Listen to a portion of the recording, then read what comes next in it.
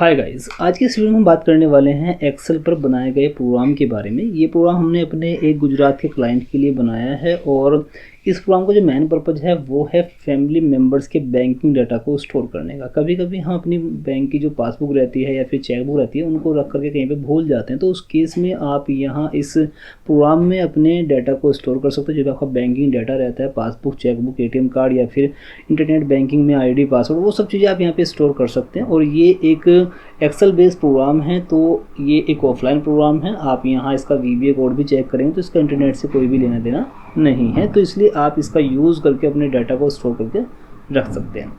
ठीक है, तो बाकी इस प्रोग्राम में क्या क्या फीचर्स दिए गए हैं मैं आपको दिखाता हूँ। देखिए, सबसे पहले यहाँ पे दिया गया है ऐड यूज़र। अगर आप मल्टीपल यूज़र इसमें ऐड करना चाहते हैं ताकि मल्टीपल यूज़र यहाँ पे ऐड करके आप उनको एक्सेस दे सकें, यहाँ पे जो आपके रिकॉर्ड्स रहेंगे उनको मैनेज करना, तो आप वो यहाँ पे दे सकते हैं। एडमिन या फिर यूज़र, दो टाइप के यहाँ पे आपके यूज़र क्रिएट होते हैं। जो यूज़र टाइप का हमारा यूज़र रहता है वो ओनली यहाँ पे जो हमारा डाटा रहता है उसको व्यू कर सकता है, उसमें मॉडिफिकेशन नहीं कर सकता है। बाकी जो एडमिन रहता है उसको प्रॉपर्ली पूरा एक्सेस रहता है, वो व्यू भी कर सकता है और बाकी उसको किसी भी रिकॉर्ड को डिलीट भी कर सकता है, रिकॉर्ड को ऐड भी कर सकता है। ठीक है, यहाँ पे अगर आपको नया यूज़र ऐड करना हो तो यहाँ पे क्लिक करके आप नया यूज़र ऐड कर सकते हैं, और बैंक ऐड करना हो नया तो आप यहाँ से बैंक भी ऐड कर सकते हैं।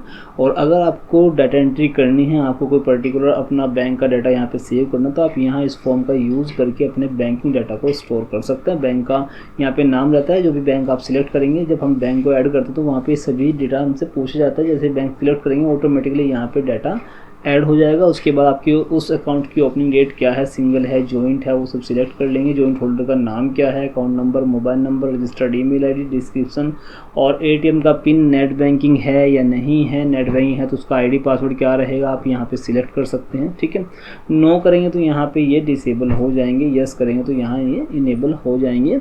और इसी तरह मोबाइल बैंकिंग है तो यहाँ पे मोबाइल बैंकिंग को यस, अदरवाइज नो करेंगे तो यहाँ पे ये डिसेबल हो जाएंगे।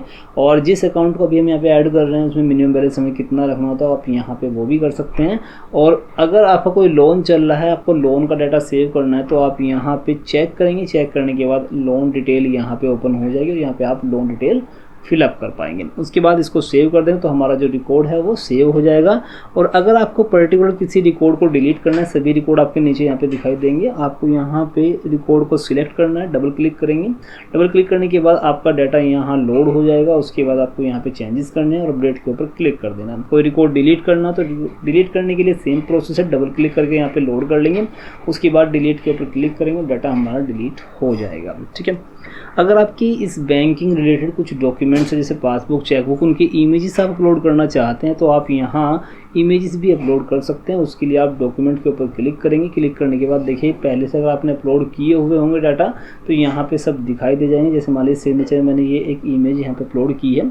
अगर आपको मान लीजिए चेक का इमेज यहाँ पे अपलोड करना तो आप चूज़ के ऊपर क्लिक करेंगे और यहाँ पे चेक को, जो भी आपका चेक रहेगा उसको सिलेक्ट कर देंगे, तो ये हमारा यहाँ पे चेक भी अपलोड हो जाएगा। इसी तरह अलग अलग टाइप के जो बैंक रिलेटेड डॉक्यूमेंट्स हैं उन सभी का यहाँ पे सेक्शन दिए गए हैं। अगर आपके पास में मान लीजिए बैंक FD का कार्ड है तो आप यहाँ पे उसको अपलोड कर सकते हैं। बैंक ID कार्ड है उसको अपलोड कर सकते हैं। बैंक लॉकर कार्ड है तो उसको भी अपलोड कर सकते हैं। इसी तरह से सभी चीज़ें आप यहाँ पे अपलोड करके रख सकते हैं। तो कुल मिला के बात ये है कि ये एक प्रोग्राम है पर्सनल यूज़ के लिए। अगर आपको अपना बैंकिंग डाटा स्टोर करके रखना है तो आप यहाँ पर ईजिली करके रख सकते हैं। अगर आपको अपने बिजनेस के रिलेटेड ऐसा मैनेजमेंट सिस्टम एक्सेल पर बनवाना है, आपको रिक्वायरमेंट है एक्सेल पर अपने बिजनेस को मैनेज करने के लिए प्रोग्राम बनवाने की, तो आप हमें कांटेक्ट कर सकते हैं। हमारा कांटेक्ट नंबर स्क्रीन पर दिया हुआ है।